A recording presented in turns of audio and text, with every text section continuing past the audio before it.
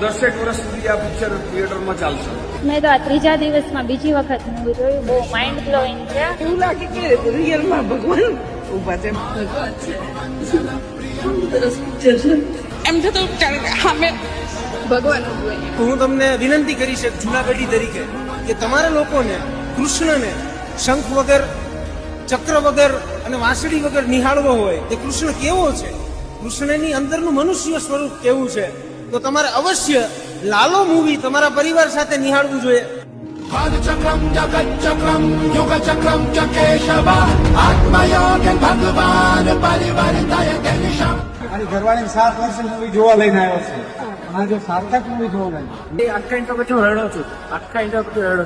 બધાને જોવું જતું. મૂવી જોવાથી બહુ બધાના હૃદય પરિવર્તન થશે, એક નવો યુગનો આરંભ થશે. એમની કાનેડાને પૂછું છું તો જ્યારે પૂછતી હોય ને ત્યારે જે સેમ ફિલિંગ આવે ને સેમ મૂવીમાં ફિલિંગ આવતી. તમે લોકોને મહાન કૃપા કહેવાય કે તમે આ સિરિયલ કર્યું છે અને અમારી ઉપર કૃપા થાય કે અમને આવવાનું મન. યંગ કલ્ચરમાં તો બહુ સારી એવી છે. ઘણા વર્ષો પછી આવી જોરદાર મૂવી જોવા મળી છે. અંદરથી મને ઈચ્છા થતી હતી કે ભગવાનને જોવો છે તો હું અંદરની અંદર રડી રહ્યો હતો. ભગવાનનો રોલ જેને કર્યો છે સાક્ષાત એમના દર્શન થઈ ગયા.